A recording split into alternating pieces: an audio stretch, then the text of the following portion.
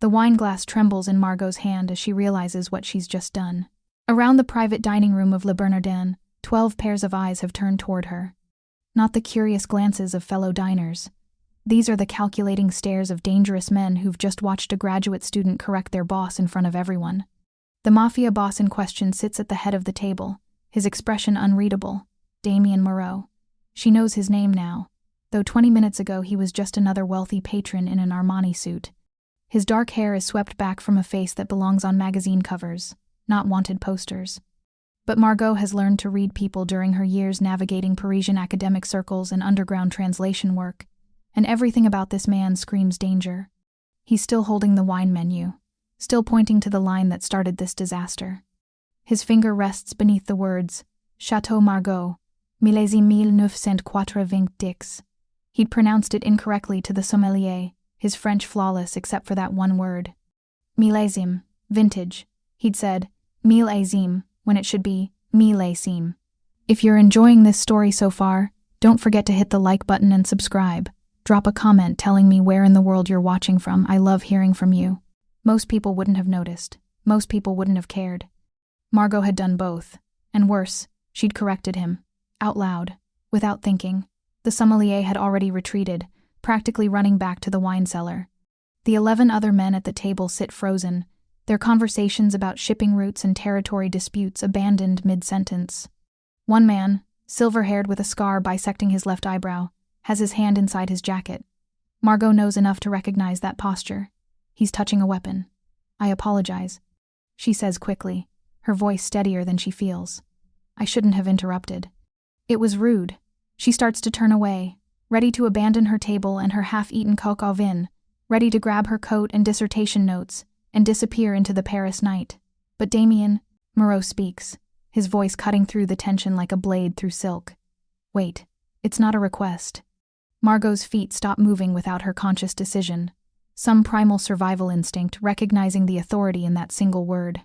She turns back slowly, meeting his eyes for the first time. They're gray, the color of winter storms over the Mediterranean, and they're studying her with an intensity that makes her skin prickle. You speak French, he says. It's not a question, but Margot nods anyway. Yes, monsieur. Not as a second language.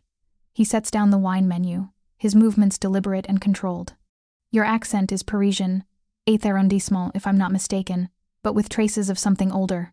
Provence, perhaps. Or Lyon. Margot's throat tightens. Most people can't place accents with that kind of precision. Lyon originally, she confirms.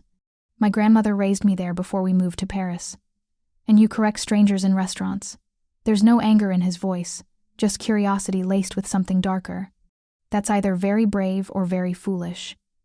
Foolish, Margot admits, her fingers twisting together behind her back. Definitely foolish. I'm a linguistics student. Sometimes my brain works faster than my common sense. One of the men at the table laughs, a sharp bark quickly silenced when Damien raises one hand slightly. The gesture is minimal, barely noticeable, but it has the effect of a shouted command. The room falls silent again. A linguistics student, Damien repeats, as if testing the words. At which university? Sorbonne. I'm finishing my doctorate in comparative Romance languages with a focus on semantic drift in French dialects. The words tumble out before she can stop them, nervous energy manifesting as academic rambling. She sounds like she's defending her dissertation to her committee, not explaining herself to a man who could probably make her disappear with a phone call.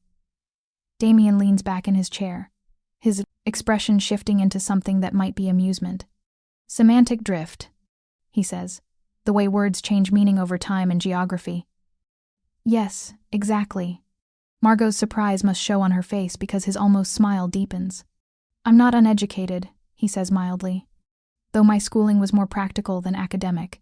He gestures to the empty chair beside him, the one that had been occupied by the man who left 5 minutes ago. Sit. I have a table. Margot protests weakly, glancing toward her corner spot where her notebook sits open, the pages covered in color-coded notes about phonetic variations in medieval Occitan. Not anymore. Damien nods toward her table, where a waiter is already clearing her plates and collecting her belongings. Sit, mademoiselle. I want to discuss something with you. Every instinct Margot has developed during 26 years of survival. of navigating a world that's never been kind to orphaned girls with more brains than money, screams at her to refuse, to grab her things and run. But another instinct, newer and more dangerous, whispers that this moment might be important, that saying no to Damien Moreau could be more dangerous than saying yes. She sits. Up close, he's even more imposing. The suit is definitely Armani, probably custom-tailored to accommodate the breadth of his shoulders. His hands rest on the table, and Margot notices the scarring on his knuckles. Old injuries, the kind that come from hitting things, or people. "What's your name?" he asks. "Margot Rousseau." "Well, Margot Rousseau, you've interrupted a very important business dinner."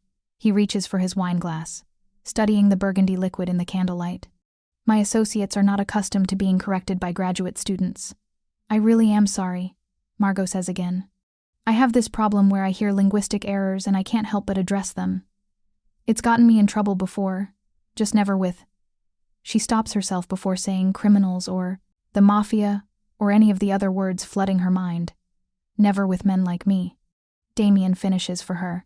Men who don't appreciate being made to look foolish in front of their subordinates. Subordinates, not colleagues or business partners. The word choice tells Margot everything she needs to know about the power dynamics at this table. "I didn't mean to make you look foolish," she says carefully. "Your French is actually exceptional." That pronunciation error was incredibly subtle. Most native speakers wouldn't have caught it, but you did. I notice everything about language. It's not personal. Damien sets down his wineglass and turns to face her fully. This close, Margot can see the faint scar above his left eyebrow, the way his jaw tightens when he's thinking. "I'm going to ask you something, Margot, and I want you to answer honestly. Can you do that?" Her mouth is dry. She nods. "How many other errors did you notice in my French tonight?" The question catches her off guard. She expected accusations or threats, not curiosity. "3, she admits before she can think better of it. "You used comme si, comme ça when you should have said plus ou moins in that context. You pronounced pays with too hard a Y sound, suggesting you learned French as an adult rather than a child. And you used the subjunctive mood incorrectly when discussing hypothetical shipping routes." The table has gone deadly silent again. Margot realizes she's been speaking in rapid French, her academic training overriding her survival instincts. The silver-haired man with the scar has removed his hand from his jacket, but his expression has darkened considerably. "Shipping routes," Damien repeats slowly. "You were listening to our conversation." "I wasn't trying to," Margot says quickly. "I was working on my dissertation. But I have very good hearing, and your table isn't exactly quiet. I've been trying not to listen, actually, because it's clear you're discussing things that are none of my business." "Things like what?" "Things that sound very much like import-export operations that might not be entirely legal." Margot meets his eyes, deciding that honesty is her only option now. "Things that suggest you're involved in organized crime, probably at a high level. Things that mean I should probably stop talking and start running." For a long moment, Damien just stares at her. Then he does something unexpected. He laughs. It's a genuine sound, rich and warm, and it transforms his face completely. Suddenly he looks younger, less dangerous, almost approachable. "You're honest," he says when his laughter subsides. "That's refreshing. Most people who stumble onto our conversations pretend they heard nothing. I'm terrible at lying," Margot admits. "My face gives everything away. My grandmother used to say I'd never survive as a spy." "Your grandmother was right." Damien pulls out his phone, types something quickly, then returns his attention to Margot. "Tell me about your dissertation. What exactly are you researching?" The abrupt subject change throws her. "I'm studying how French dialects have evolved differently in various regions, particularly focusing on how isolation or integration with other languages affects semantic meaning. For example, Québécois French has retained some linguistic features that Metropolitan French has lost, while also developing unique vocabulary influenced by English. But there are smaller, more isolated communities, especially in former French colonies, where the language has evolved in completely unexpected directions." She's rambling again, but Damien seems genuinely interested. He asks intelligent questions about her methodology, about the communities she's studied, about the implications of her research. The conversation flows so naturally that Margot almost forgets she's talking to a criminal until one of the other men clears his throat pointedly. Damien glances at the man and says something in rapid Italian. that Margot doesn't quite catch. The man nods and stands, followed by the others. Within 30 seconds, the private dining room has emptied except for Margot, Damien, and 2 men who take up positions near the doors. Bodyguards? Margot realizes. Not leaving, just creating privacy. You've made my dinner much more interesting, Margot Rousseau, Damien says once they're relatively alone, but you've also created a problem. Margot's stomach drops. What kind of problem? The kind where a linguistics graduate student has overheard details about shipping routes, territory disputes, and financial arrangements that could be very valuable to my competitors. Or to law enforcement. I won't say anything, Margot promises immediately. I didn't even understand most of what you were discussing. I was honestly trying not to listen. I believe you, Damien signals to the waiter, who appears instantly with 2 glasses of cognac. But belief isn't enough in my world. I need certainty. The cognac arrives, and Margot stares at the amber liquid without drinking. Her mind is racing through possibilities, none of them good. She thinks about the dissertation she's been working on for 3 years, about the small apartment in the Marais she shares with 2 other students, about the teaching position at Lyon that might open up next fall. She thinks about her grandmother's grave in the Père Lachaise cemetery, visited every Sunday without fail. I'm not going to hurt you, Damien says, apparently reading her thoughts on her too honest face. I'm not a monster, despite what you may have heard about men in my profession. What are you going to do? Instead of answering, Damien stands and extends his hand. Come with me.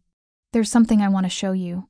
Margot looks at his outstretched hand, at the scarred knuckles and expensive watch. Every rational part of her brain screams that going anywhere with this man is insane. But she's already in too deep, already involved whether she wants to be or not. And there's something in his eyes, some promise of answers that her naturally curious mind can't resist. She takes his hand and stands. They leave through a back entrance Margot didn't know existed, emerging into a narrow alley where a black Mercedes waits with its engine running. One of the bodyguards opens the rear door, and Damien gestures for Margot to enter first. Where are we going? She asks as the car pulls into Paris traffic. My office, Damien replies. I have a proposition for you, Margot Rousseau, one that might solve both our problems. The office turns out to be a penthouse overlooking the Seine. All floor-to-ceiling windows and expensive minimalist furniture that probably costs more than Margot's entire year of stipend funding. The view is spectacular, Notre Dame illuminated in the distance, the Eiffel Tower glittering with its hourly light show. It's not what I expected, Margot admits as they pull through iron gates. What did you expect? Marble statues and excessive gold leaf? Damien helps her from the car. My father preferred ostentation. I prefer privacy and efficiency. Inside, Damien pours himself a drink from a crystal decanter and offers one to Margot, who declines. She's too nervous to drink, too aware that she's alone in a strange place with a man she met an hour ago. A dangerous man who definitely isn't interested in discussing her dissertation out of pure academic curiosity. I run a legitimate import-export business. Damien begins, settling into a leather chair and gesturing for Margot to sit across from him. Entirely legal, documented, tax-paying. But I also run other operations that are less legitimate. Transportation, mostly. Moving goods that people need but governments prefer to regulate excessively. You're a smuggler, Margot says bluntly, among other things. He doesn't deny it. I inherited this organization from my father, who built it from nothing after fleeing Marseille in the 1980s. We have operations in 17 countries, partnerships with families in New York, Milan, and Moscow. We move everything from art to pharmaceuticals, antiquities to information. Margot's palms are sweating. Why are you telling me this? Because I'm about to make you an offer, and I need you to understand what you'd be getting into. Damien leans forward, his gray eyes intense in the soft lighting. My organization operates internationally. We communicate with partners who speak French, Italian, Spanish, Russian, Arabic, Mandarin. We need translators we can trust absolutely. People who understand not just words but context, subtext, cultural implications. You want to hire me as a translator. I want to hire you as my personal linguistic consultant. Someone who can interpret not just language but meaning. Someone who can catch the subtle errors that I missed tonight, the cultural missteps that could cost me business or credibility. Someone who can help me communicate flawlessly in any language I need. The offer hangs in the air between them. Margot's mind is spinning with implications. That's illegal, she says finally. Helping you would make me an accessory to whatever crimes you're committing. The work would be primarily legitimate, Damien counters. Most of what we do is legal business. You'd be translating contracts, interpreting at meetings, helping with international correspondence. Nothing criminal. You'd have complete deniability if anything ever went wrong. And the payment? Enough to finish your dissertation without working 3 part-time jobs. Enough to publish your research properly. Enough to never worry about money again. He names a figure that makes Margot's breath catch. It's more than she'd earn in 5 years of teaching. Why me? She asks. You could hire a professional translator. Someone with experience in business, not just academic theory, because you noticed errors that professional translators missed, because you have instincts about language that can't be taught. Damien sets down his drink. And because you're honest in a world where honesty is extremely rare. I need someone I can trust to tell me the truth, even when it's inconvenient. Margot stands and walks to the windows, needing distance to think. Below, Paris sprawls in all its illuminated glory. Millions of people living normal lives, unaware that above them a graduate student is being offered a deal with the devil. I need time to think about this, she says. You have until morning. Damien's voice is calm but firm. After tonight, too many people know you overheard our conversation. If you don't work for me, I can't guarantee your safety. My competitors will assume you're valuable, assume you know more than you do. They'll come looking for you. The words send ice through Margot's veins. You're saying if I refuse, I'm in danger. I'm saying the moment you corrected my French, you became visible to people who prefer everyone stay invisible. Working for me is the safest option available to you now. Margot turns from the window to face him. That's manipulation. You're backing me into a corner. I'm being honest about the reality of your situation. Damien stands, crossing to join her at the window. I didn't create this problem, Margot. You did, when you decided to speak up instead of staying silent. But I'm offering you a solution. One that benefits us both. They stand side by side, looking out over Paris. Margot can smell his cologne, something expensive and subtle with notes of cedar and smoke. She thinks about her dissertation, about the chapters she hasn't finished because she's too busy waitressing and tutoring and scraping by on inadequate funding. She thinks about the teaching position in Lyon that probably won't materialize because her advisor doesn't support her research direction. She thinks about her grandmother, who worked 3 jobs to put Margot through school, who died exhausted at 62, believing her granddaughter would have the education and opportunities she never had. I want it in writing, Margot says finally. A contract that specifies exactly what work I'll do. Nothing illegal. Nothing that compromises my dissertation or my academic career. Damien's reflection in the window shows the hint of a smile. Done. My lawyers will have something drafted by morning. And if I find out you're lying to me, if the work is more criminal than you're saying, I walk away. No threats. No consequences. Agreed. He extends his hand. Do we have a deal, Margot Rousseau? Margot looks at his outstretched hand, at the future it represents. A future where she's entangled with a man who operates outside the law, who moves through a world she's only read about in novels and news reports. A future that terrifies her and excites her in equal measure. She shakes his hand. His grip is firm, warm, and she has the sudden sense that she's just changed the trajectory of her entire life with this one decision. We have a deal, she says. Good. Damien releases her hand but doesn't step away. You'll start Monday. My assistant will contact you with details tomorrow. Monday? That's 3 days away. I have classes to teach, research to finish. You'll still have time for your academic work. This is a consulting position, not full-time employment. You'll work when I need you, which will be several times a week initially. Margot nods slowly, trying to absorb the reality of what she's agreed to. I should go. It's late. My driver will take you. Damien pulls out his phone. And Margot? One more thing. Yes? Don't discuss this arrangement with anyone. Not your roommates, not your academic colleagues, not your family. What we do together stays between us. Understood? The seriousness in his voice makes Margot's skin prickle again. Understood. 20 minutes later, she's in the back of the Mercedes, watching Paris scroll past the tinted windows. The driver, a silent man who introduced himself simply as Claude, navigates the late-night streets with practiced ease. Margot pulls out her phone and stares at the screen, resisting the urge to call someone, anyone, to process what just happened. She corrected a Mafia boss's French pronunciation. He offered her a job. She accepted. Her life has irrevocably changed in the span of 3 hours. The car pulls up outside her building, a 5-story walk-up in the Marais with a perpetually broken elevator and temperamental heating. Claude opens her door and hands her a business card with nothing but a phone number embossed in black ink. "For emergencies," he says. "Monsieur Moreau wants you to call if you feel unsafe for any reason." Margot takes the card, feeling its expensive weight. "Thank you." Inside her apartment, her roommates are already asleep.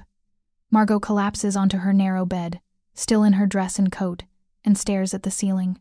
Her mind replays the evening in fragments, Damien's gray eyes studying her, the tension in the restaurant, the view from his penthouse, the feel of his hand in hers. She should be terrified. She probably is terrified, underneath the adrenaline and exhaustion.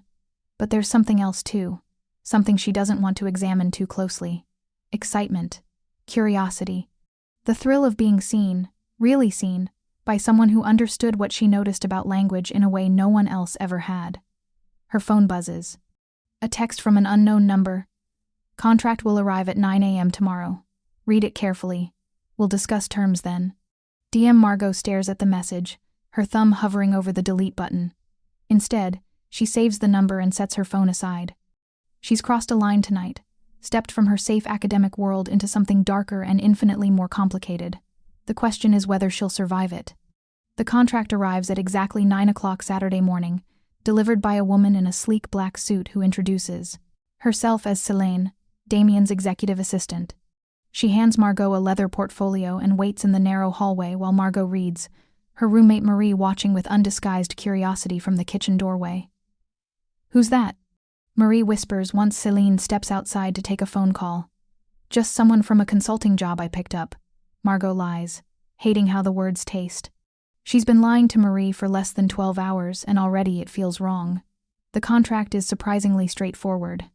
Linguistic consulting services, hourly rate that makes Margot's hands shake, specific clauses about confidentiality and intellectual property.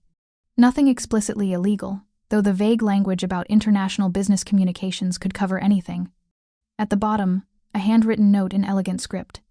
"Call me when you've decided. We have work today if you're ready." DM Margot signs without letting herself overthink it. The decision was made last night in Damien's penthouse. Everything after is just formality. Selene returns, accepts the signed contract with professional efficiency, and hands Margot a sleek smartphone. Monsieur Moreau's private line is programmed. He'll call you within the hour with instructions for today's assignment. After Selene leaves, Marie corners Margot in the kitchen. What kind of consulting job comes with a personal assistant and a company phone? "The well-paying kind," Margot says, pouring coffee with hands that still tremble slightly. "I'm translating for an import-export company. International business stuff. It's boring but lucrative." Marie doesn't look convinced, but she drops it when Margot's new phone rings. Unknown number. Margot's heart rate spikes as she answers. "Bonjour, Margot." Damien's voice is warm through the speaker, intimate in a way that makes her stomach flutter inappropriately. "I trust you've read the contract?" "Yes, I signed it." "Excellent. I need you at my office in 2 hours. We're hosting a video conference with associates in Moscow and Beijing. I'll need simultaneous translation and cultural consulting." 2 hours? Margot glances at the clock. "I have a tutorial session at 11. Cancel it. Not a request. This is your job now, Margot. When I call, you come." That's the arrangement. She should be irritated by his presumption, but instead she feels a strange thrill at being needed, at being essential. Fine. 2 hours. "Should I bring anything?" "Just your brilliant mind. Claude will collect you at 10:30. He hangs up before she can respond. Margot stares at the phone, processing the reality that she's just canceled academic obligations for a criminal. Her advisor is going to be furious. Her students will have to reschedule. But the money, she reminds herself. The freedom to finally focus on her dissertation without constant financial stress. She's lying to herself, and she knows it. The money matters, but it's not just about the money. It's about the way Damien looked at her last night, the way he listened when she talked about semantic drift and phonetic variation, like it was the most fascinating thing he'd ever heard. It's about being seen as valuable in a world that spent 26 years treating her as invisible. Claude arrives exactly on time, the Mercedes idling outside her building. Marie watches from the window as Margot slides into the back seat, and Margot can already imagine the interrogation she'll face later. The drive to Damien's office takes 30 minutes through Paris traffic.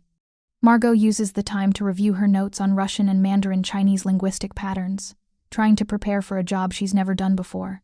She has theoretical knowledge of translation theory, years of academic training in comparative linguistics, but simultaneous interpretation is a specialized skill she's only practiced in classroom settings.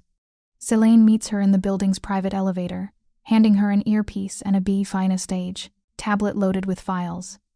Background on both parties, she explains as the elevator climbs. Monsieur Moreau needs you to interpret not just words but intent. The Moscow group will try to manipulate through linguistic misdirection. The Beijing representatives will use formal politeness to mask aggression. Your job is to catch what they're really saying. Margot's mouth goes dry. That's a lot of pressure. Monsieur Moreau doesn't hire people who can't handle pressure. Céline's smile is professional but not unkind. He believes in you. That's rare.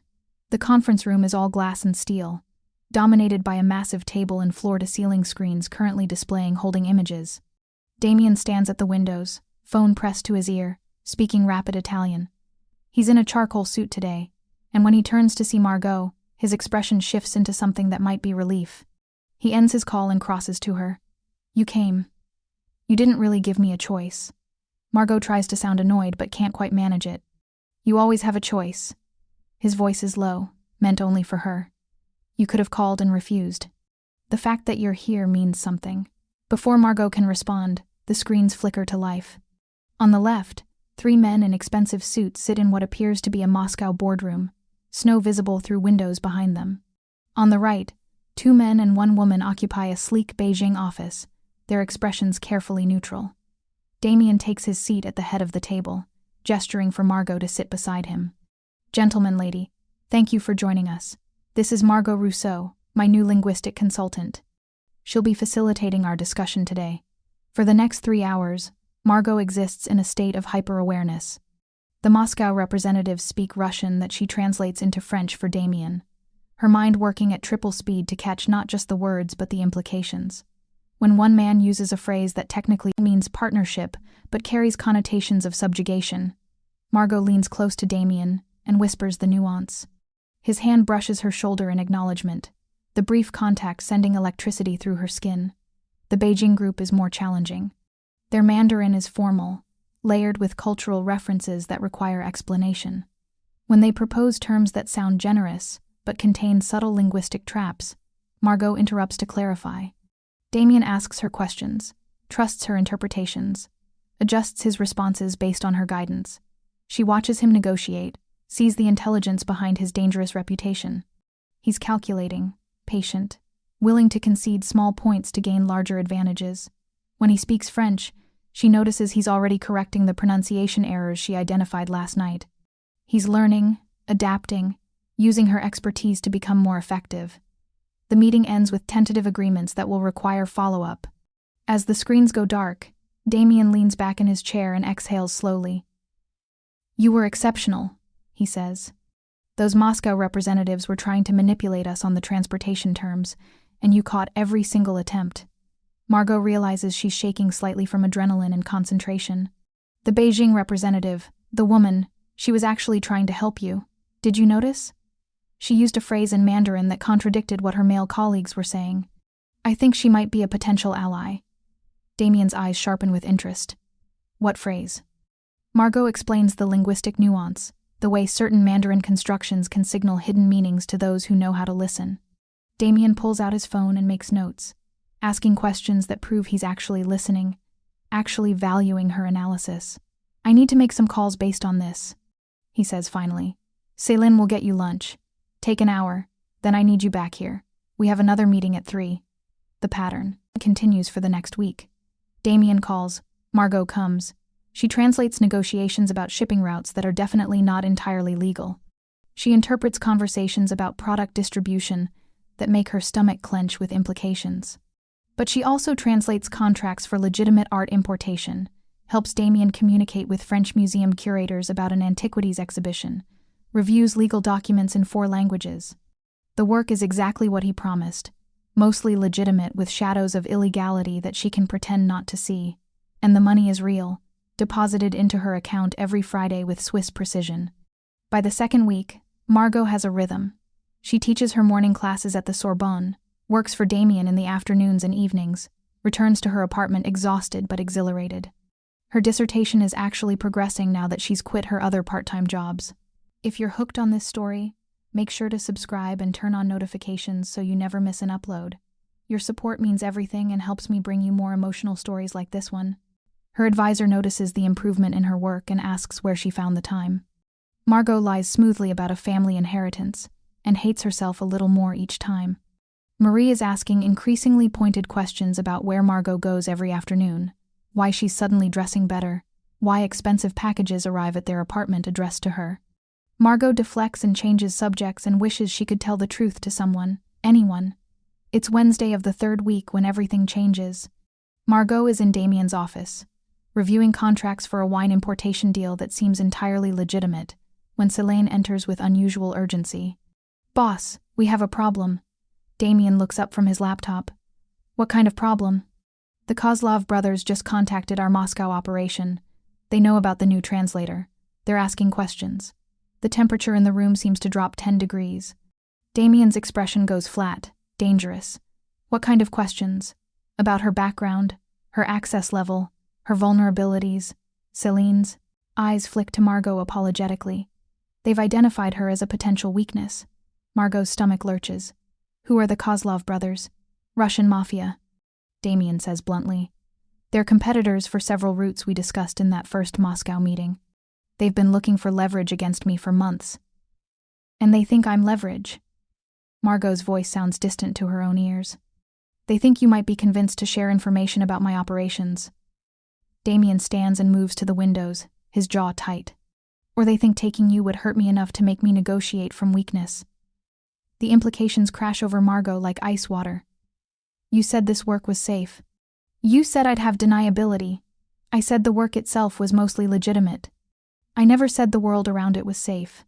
Damien turns to face her, and for the first time she sees genuine concern in his gray eyes. "I underestimated how quickly my competitors would identify you as valuable. That's my mistake. So what happens now?" Margot's hands are shaking again, but this time from fear rather than adrenaline. "Now we make sure you're protected." Damien pulls out his phone. "Selene, I need a security detail assigned to Margot immediately, and get me Victor. I want to know exactly what the Kozlovs know and how they found out." Over the next hour, Margot's life shifts again. 2 bodyguards are assigned to her, Jean-Marc and Thierry, professional and polite but clearly armed. Her apartment is evaluated and deemed inadequate for security purposes. Damien makes a call that results in a new apartment being acquired by the end of the day. A 2-bedroom in a modern building with controlled access and security cameras. "I can't afford this." Margot protests when she sees the place, all hardwood floors and granite countertops with a view of Sacré-Cœur. "You're not paying for it." "I am." Damien walks through the rooms, checking sightlines and exit routes. "This is part of your employment package now. Protection." "This is insane. 3 weeks ago I was a normal graduate student. Now I have bodyguards in a luxury apartment because Russian criminals think I'm valuable?" "Yes." He doesn't sugarcoat it. "This is the reality of the world you entered, Margot. I tried to warn you. You manipulated me into this." Her voice rises with frustration and fear. "You made it sound like translating documents and attending meetings. You never said people would threaten me. I said you'd be in danger if you didn't work for me." Damien counters, his voice hardening. "I said my competitors would notice you regardless. Working for me is still safer than being out there alone, unprotected, with knowledge of things people kill for." They stare at each other across the empty living room, tension crackling between them. Margot wants to scream, to run, to go back to 3 weeks ago and keep her mouth shut about his pronunciation, but she can't. The door closed behind her the moment she corrected his French. "I hate this," she says finally, her voice breaking slightly. "I hate that you were right. That I'm safer with you than without you." Something in Damien's expression softens. He crosses to her, stopping just close enough that she can smell his cologne. "I know. And I'm sorry. I didn't want this for you." "Then why offer me the job?" "'Cause you're extraordinary, and I'm selfish enough to want extraordinary things close to me." His hand rises, almost touching her face before he catches himself and drops it. You can still walk away. I'll set you up somewhere safe, give you enough money to disappear and start over. New identity, new life. Margot considers it.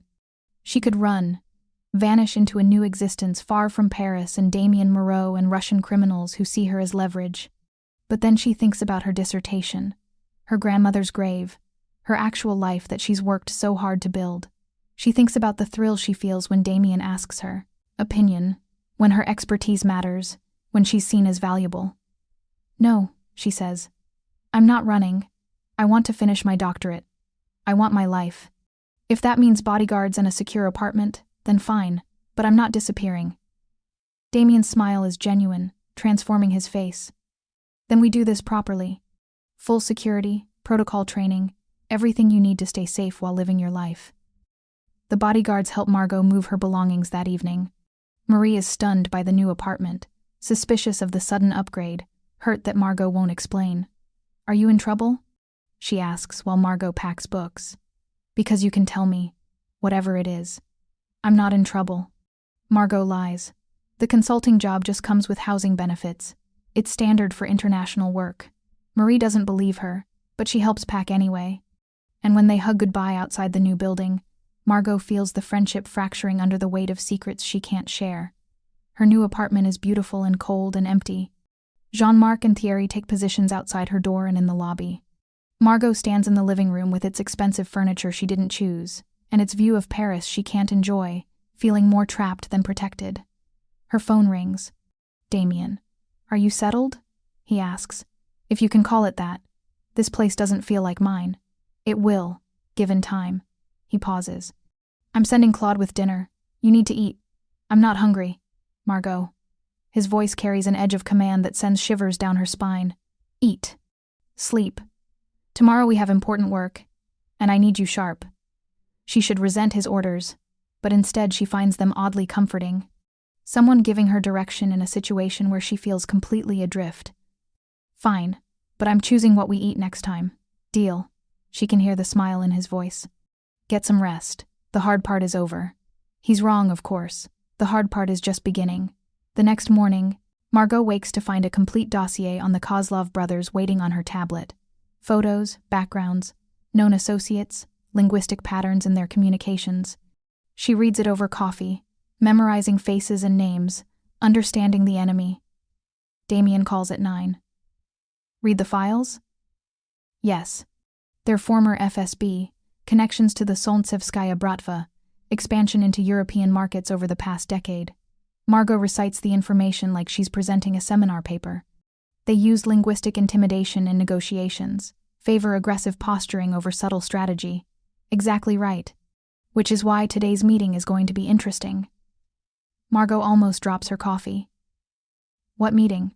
The Kozlovs requested a video conference. They want to negotiate the Moscow routes directly. Damien's tone is casual, but Margot hears the steel underneath.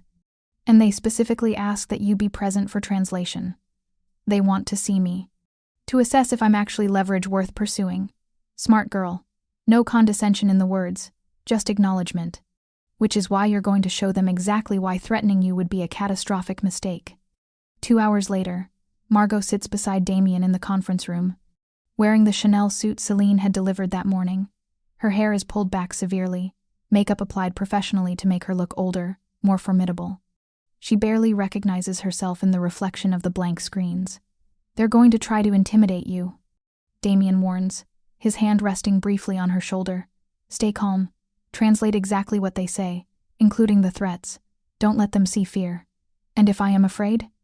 Then you hide it. His fingers tighten slightly, reassuring. You're under my protection, Margot.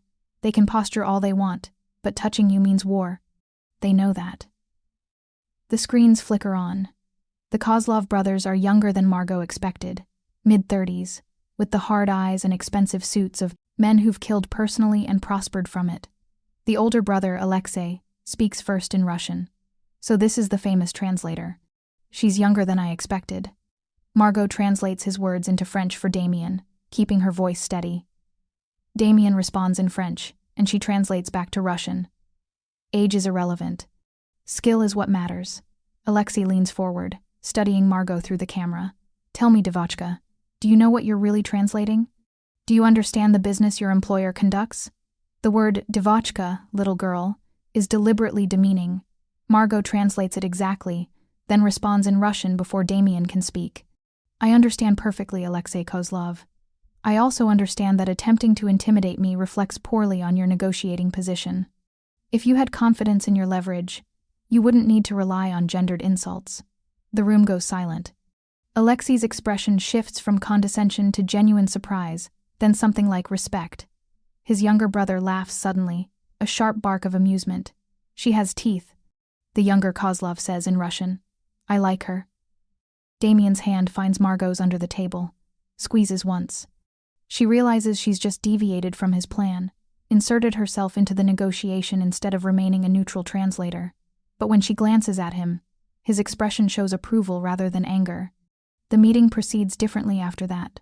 The Kozlovs take her seriously, direct questions to her as well as Damien, test her knowledge of Russian idioms and criminal slang. Margot holds her own, using her linguistic training to match their verbal sophistication while staying professional. By the end, they've reached tentative terms on the Moscow routes, agreements that require follow-up but represent genuine progress. When the screens go dark, Damien turns to her with an expression she can't quite read. That was either brilliant or incredibly reckless. Which do you think? Both.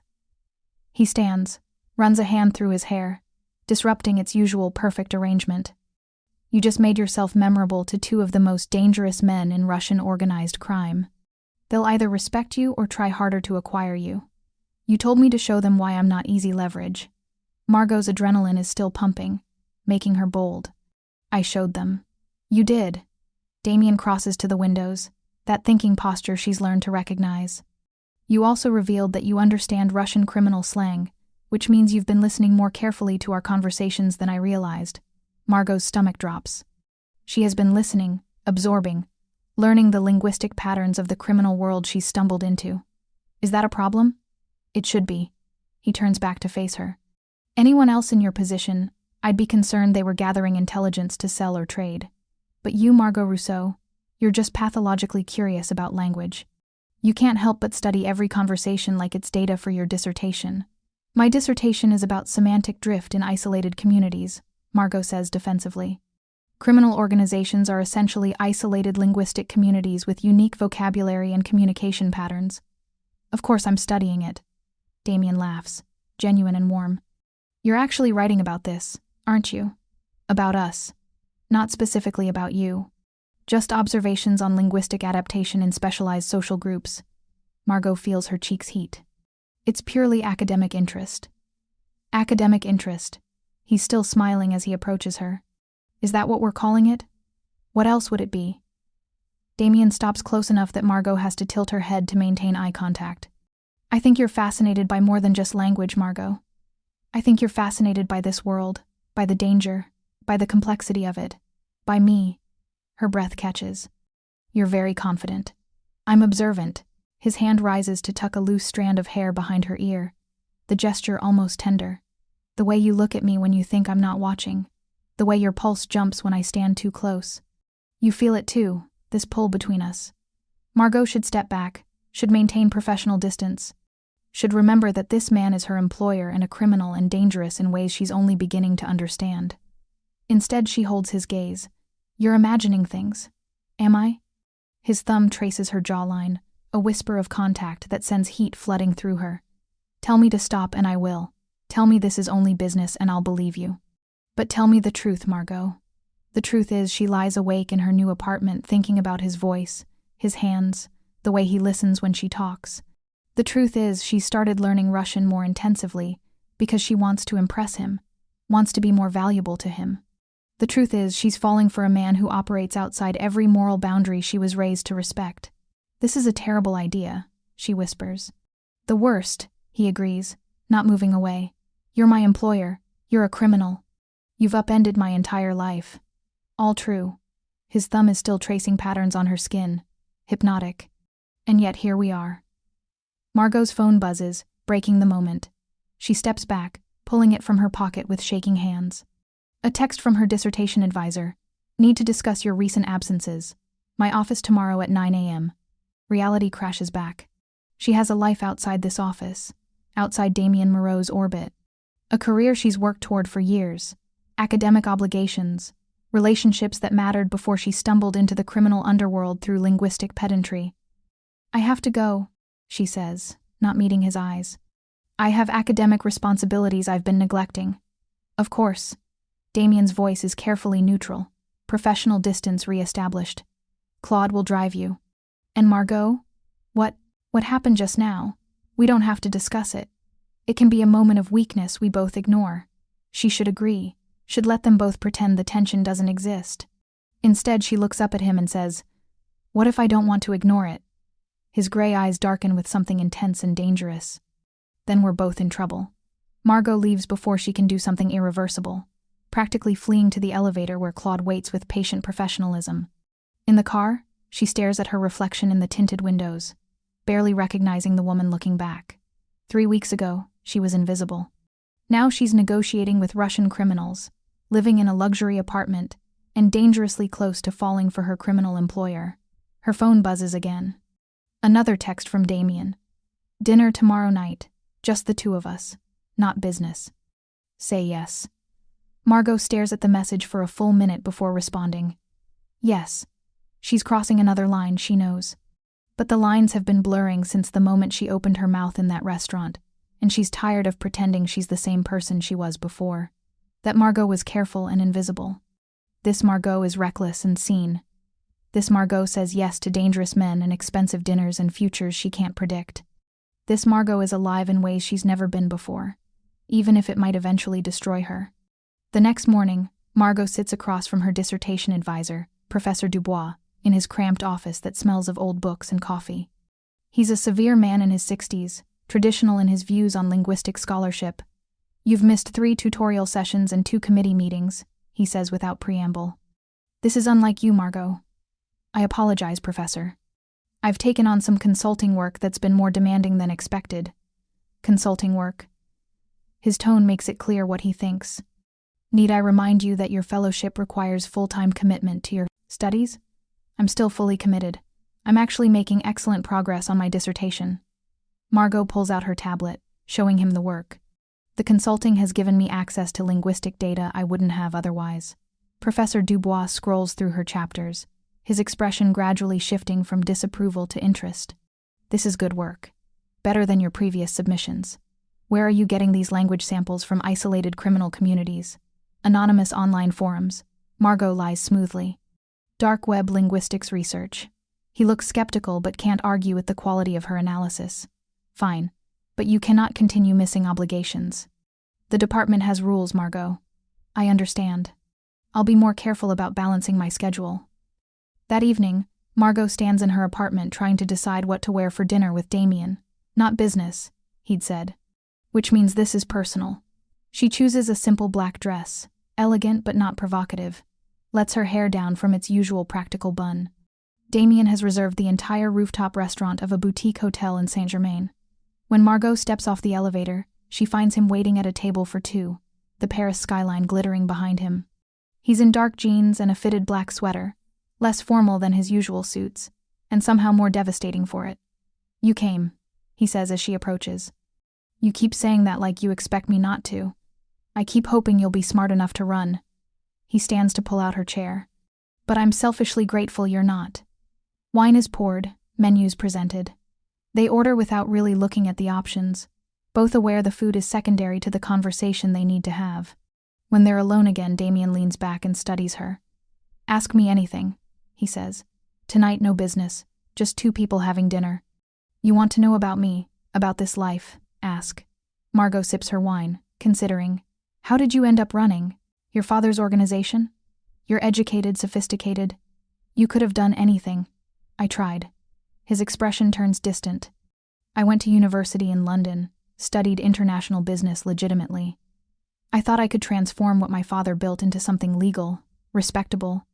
But you don't just walk away from this world, Margot. It follows you, finds you, pulls you back. My father was killed when I was 24. Rival family, territorial dispute. I had a choice. Let everything he built collapse. Let his people scatter and suffer, or step up. So you stepped up. I stepped up. He swirls his wine. And discovered I was good at it. Better than my father, actually. I have his instincts, but more education. More understanding of how legitimate business works. I've spent the past 6 years legitimizing where I can, minimizing harm where I can't, trying to keep my people safe. Your people. Margot repeats. You sound like you're running a nation. In some ways I am. Damien's voice is serious. I employ 300 people directly, control businesses that employ another 1,000. Families depend on me. I take that responsibility seriously. What about your family? Your mother? Pain flashes across his face. Dead. Car accident when I was 16, though my father always suspected it wasn't really an accident. I have a younger sister, Amélie. She's 22, studying medicine in Geneva. She knows what I do but stays far away. I prefer it that way. You're protecting her. Always. He meets her eyes. I protect the people I care about, Margot. It's what I do. The implication hangs between them. He cares about her, has claimed her as someone worthy of protection. The thought terrifies and thrills her in equal measure. Their food arrives, and they talk for hours, conversation flowing from linguistics to literature to philosophy. Damien is widely read, knowledgeable about art and history in ways that surprise her. This isn't the ruthless criminal. This is someone she could have met at university, fallen for without complications. Why me? Margot asks finally. You could have any woman you wanted. Why pursue this when it's so complicated? Damien sets down his fork. Because you see me, not the reputation, not the power, not the money. You see the actual person. Do you have any idea how rare that is in my world? I argue with you. I correct you. I challenge your assumptions. Exactly. His smile is genuine. You treat me like a person, not a weapon. And when you look at me, I feel like I could be better than what I am. Margot's chest tightens. I can't save you, Damien. I'm not some redemption arc. I'm not asking you to save me. He reaches across the table, taking her hand. I'm asking if you want to try building something real despite the impossible circumstances. She should say no. But his hand is warm in hers, and his eyes hold a vulnerability she's never seen before. Yes, I want to try. Damien's smile could light the entire city. They leave the restaurant hand in hand, and when Claude drops them at Margot's building, Damien walks her to her door. In the hallway, he cups her face with both hands and kisses her properly for the first time. It's gentle and fierce simultaneously, tasting of wine and possibility. Margot's hands fist in his sweater, pulling him closer. When they finally break apart, both breathless, Damien rests his forehead against hers. I should go, he murmurs, making no move to leave. You should, Margot agrees, not releasing his sweater. He kisses her again, slower, savoring. When he finally pulls back, his eyes are dark with restraint. Tomorrow. We'll figure out tomorrow. After he leaves, Margot collapses against her door, heart racing. Her phone buzzes. Sleep well, mon cœur. Tomorrow changes everything. She stares at the endearment and realizes she's fallen completely for a man who operates outside every law she's been raised to respect. Tomorrow does change everything. Because tomorrow, the Kozlov brothers make their move. Margot wakes to the sound of breaking glass. For one disoriented moment, she thinks she's dreaming. Then Jean-Marc's voice cuts through the darkness, sharp with urgency. Mademoiselle, stay in your room. Lock the door. Now. Adrenaline floods her system. Margot rolls out of bed, fumbling for her phone as she hears the unmistakable sound of struggle in the living room, shouting in Russian. A gunshot, deafeningly loud in the enclosed space. Her hands shake so badly she nearly drops the phone as she dials Damien. He answers on the first ring, voice alert despite the 3 a.m. hour. Margot? Someone's in my apartment. Jean-Marc told me to lock myself in. I heard a gunshot. I'm 5 minutes away. Don't open the door for anyone except me. She hears him moving, shouting orders. Stay on the line with me. Another gunshot. Margot flinches, pressing herself against the far wall. Damien, I'm scared. I know, mon cœur. I know. Stay on the line, I'm coming. More Russian voices than Thierry shouting. Margot huddles in the corner, phone pressed to her ear, Damien's voice the only thing keeping her from complete panic. Tell me about your dissertation, he says, keeping her focused. The chapter you're working on. She forces herself to speak. Code switching in multilingual criminal networks. How language choice signals power dynamics. Keep going. I'm in your building now. Using Russian in French context asserts dominance. It's why you always speak French in Paris meetings. I'm at your door. Margot, when I tell you, unlock it. She hears him speaking Russian. Stand down or die. Then, Margot, open up. She unlocks the door, and Damien pulls her against him, gun in hand. You're safe. I've got you. Over his shoulder, chaos. Jean-Marc bleeding from a shoulder wound. Thierry standing over 3 zip-tied figures. Kozlov's men. They breached security, Damien explains. Knew where you lived. Knew the protocols. How? Excellent question. Over the next hour, the apartment fills with Damien's team. Céline arrives with packed bags. You can't stay here. You're coming to my home. The drive to St. Cloud takes 40 minutes. Damien's house is a 3-story stone mansion, understated elegance behind high walls. Inside is comfortable, lived in. He leads her to a guest room. This was my sister's room. He starts to leave, but Margot catches his hand. Stay. Please. They sit as dawn breaks, not speaking, just breathing together. I have to find the leak, Damien says finally. Someone gave them your location, security details. A traitor. Yes, which means I can't trust most of my people. What about me? I have classes, a dissertation defense in 6 weeks. Your dissertation can wait, your life can't. His voice is firm. I've worked 8 years. You'll be dead if we don't fix this. His control cracks. Do you understand what would have happened? The Kozlovs make examples. The brutal honesty silences her. This is my fault. Don't. He kneels, taking her hands. If anyone's to blame, it's me for wanting you despite the danger. I wanted this too. What do you need? Access to my research, video conferencing. Honesty about the investigation. Let me help. How could you help? I notice language patterns. People betray themselves through word choice. Let me analyze communications. Damien pulls out his phone. Vincent, I need you here. Bring all communication logs from everyone who had access to Margot's security. An hour later, Margot sits at the dining table, reviewing transcripts. She color codes by speaker, maps patterns. Hours pass. Then she sits back. Here, look. She pulls up conversations from Laurent, Damien's transportation coordinator. 3 weeks ago versus 2 days before the attack. Watch the linguistic markers. She highlights sections. 3 weeks ago, natural contractions, relaxed structures. 2 days ago, no contractions. Formal grammar. Here, one must ensure instead of we need to make sure. Register shift, indicating psychological distance. Classic pre-betrayal behavior. Damien's expression goes cold. Laurent's been with me 4 years. I could be wrong. You're not. Vincent scrolls his phone. Boss, Laurent requested detailed security information 3 days before the attack. Where is he now? Called in sick. First sick day in 3 years. Damien dials, puts it on speaker. Laurent, where are you? Home. Caught a bug. I need you at my office.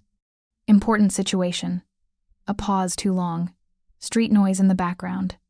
Now? I'm not feeling well. It's urgent. Unless you have a reason you can't come? No. I'll head that way. Damien hangs up and calls another number. Jean-Baptiste. Pick up Laurent Mercier.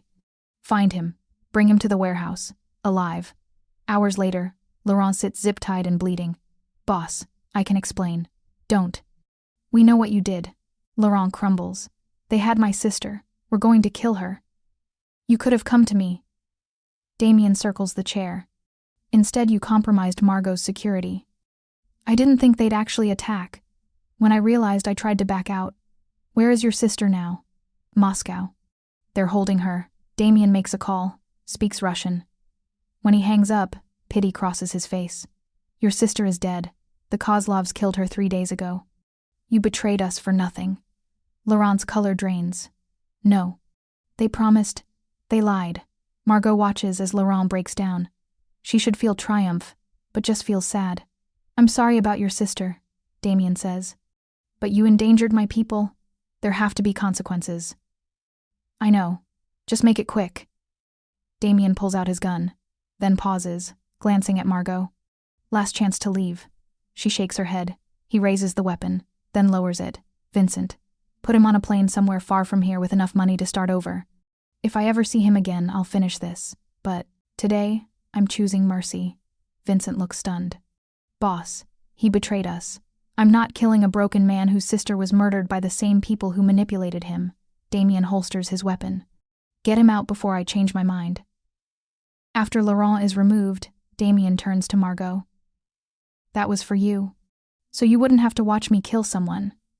She takes his face in her hands. I would have kept loving you either way. But thank you for choosing mercy. He pulls her close, shaking. I wanted to kill him. But the look on your face stopped me. Over the next days, Damien systematically dismantles the Kozlov network. Operations shut down, routes disrupted. Margot translates intercepted communications, provides analysis. They're panicking, she reports. Alexei is using language patterns associated with loss of control. Their organization is collapsing. Good.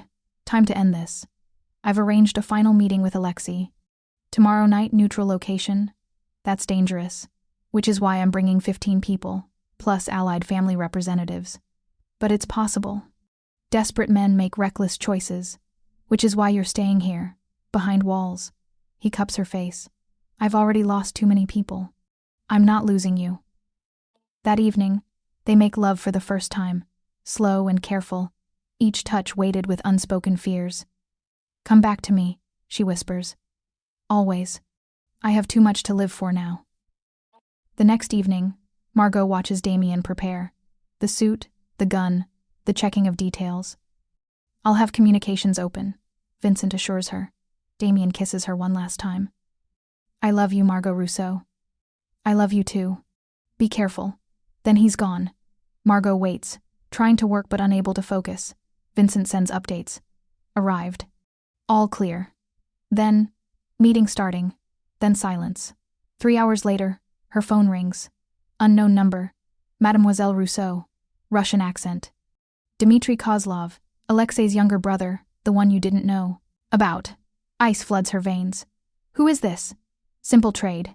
You for Damien Moreau. We have him and 6 of his men. 30 minutes to come to this address alone, or I start sending him back in pieces. The line goes dead. An address arrives. Céline appears. It's a trap. You can't go. I can't not go. Mademoiselle, please. There's no time. Margot grabs her coat. The security guard blocks the door. Monsieur Moreau would never forgive us. And I'll never forgive myself if I let him die. She meets his eyes. Please. He steps aside. Céline hands her a phone. Linked to our network. We'll track you, coordinate response. Buy us time. The address is an abandoned meatpacking plant. Inside, Damien kneels in the center, hands bound, blood on his face. Vincent and 4 others kneel beside him. Around them stand 15 armed men. Dmitry Kozlov is younger than his brothers, 35, with hard eyes. He smiles when Margot enters. Right on time. Damien's head snaps up. Margot, no. Get out! She came for you, Dmitry says. How romantic. Now we have both prizes. Margot's mind races. Then she remembers something. Your daughter, she says in Russian. Anya, 8 years old, lives in Paris with her mother. Your brothers don't acknowledge her because she's half French, but you love her desperately. Dmitry's expression flickers. That's not relevant. It's completely relevant. If you kill us tonight, Damien's organization will respond. Not just against you, but everyone you love. Your daughter will become a target. Is revenge worth your child's life? You're bluffing. I'm not. She shows him a photograph Céline sent. A little girl at a playground. We know where she is. You kill us, she pays the price. Silence. Damien stares at her with awe and terror. Dmitry's gun wavers. My brothers. Your brothers are in custody. Damien's people coordinated with Paris police. They're being arrested now. Your European operations are finished. It's a gamble. But Dmitry's phone rings. He answers, listens, his face draining. My brothers are in custody. How? We knew it was a trap. Damien walked into it to draw you out while his real team moved on your brothers. Damien catches on, expression shifting to cold triumph despite his restraints. Dmitry looks between them. Cut them loose. Boss? Cut them loose. It's over. As restraints are removed, Dmitry approaches Margot. My daughter. You'll leave her alone? If you disappear and never threaten us again, yes. But if you come back, I'll ensure she knows exactly what kind of man her father is. Every crime, every death. That's the deal. Cruel, weaponizing a father's love, but effective. Dimitri nods. Deal. He and his men leave. The moment they're gone, Damien pulls Margot against him. That was the most reckless, brilliant, terrifying thing I've ever witnessed. You're bleeding. I don't care. He kisses her desperately. You walked into danger for me. You faced down armed criminals with nothing but words. Vincent approaches. Boss, confirmed. Paris police picked up the Kozlov brothers. Someone really did set this up. Damien looks at Margot. Céline. I told her to coordinate with law enforcement if I didn't make it back. Insurance policy. You weaponized your dissertation research. He laughs. My brilliant, dangerous linguist. Dawn breaks as they return to St. Cloud. Margot collapses on the couch, adrenaline crashing. Damien pulls her close. It's really over, she whispers. It's really over. The Kozlovs are finished. And you saved us all. He tips her face up. I love you. I'm going to spend the rest of my life making sure you never regret choosing me. I don't regret it. I'm terrified by it, but I don't regret it. 6 weeks later, Margot stands before her dissertation committee, defending 8 years of research. They don't know her most valuable data came from translating Mafia communications, from weaponizing linguistics against dangerous men. Miss Rousseau, Professor Dubois says when she concludes, this is perhaps the most innovative linguistic analysis I've seen in 20 years. Your section on code switching in specialized communities is particularly brilliant. Thank you. Professor, I'm pleased to inform you the committee unanimously approves your dissertation. Congratulations, Dr. Rousseau. Damien waits in the hallway. When Margot emerges, her face tells him everything. He picks her up and spins her. Dr. Rousseau, I'm dating a doctor. You're dating a doctor who used your criminal empire as dissertation data. Our secret. He kisses her. What happens now? Now I have job offers from 3 universities. I have a completed doctorate. I have you. I have a life that's exactly what I worked for and nothing like I imagined. And the consulting work? I think I'm done with that. I'm an academic, Damien. That's who I am. Disappointment flickers, but he nods. I understand. But I'm not walking away from you. We'll figure out how to make this work. Your world and mine, separate but connected. If you want that, I want that. More than anything. They leave together, stepping into Paris afternoon. 2 worlds, intersecting in the space between them. I love you, Margot says. My complicated, dangerous, surprisingly tender criminal. I love you too, Damien replies. My brilliant, reckless, absolutely extraordinary linguist. 3 months later, Margot starts as assistant professor at the Sorbonne. She lives in her secure apartment, maintains her academic life, publishes papers, and twice a week, she has dinner with Damien Moreau at his house in St. Cloud. They talk about linguistics and philosophy, make love in his antique bed, build a relationship that defies every boundary. His colleagues learn not to question the linguistics professor who matters to their boss. Her colleagues learn not to question where she goes twice a week. They build their life in the spaces between worlds that we shouldn't intersect but do. It's complicated and occasionally dangerous and requires constant navigation. But it's theirs. And on quiet evenings watching Paris lights, Margot sometimes remembers the moment that started everything. One impulsive correction, one perfectly pronounced French word, one decision to speak when she should have stayed silent. The best mistakes are the ones that change your life completely. Thank you so much for watching until the end. If you loved this story, check out the other videos on your screen now. I think you'll really enjoy them. And don't forget to subscribe if you haven't already. See you in the next story.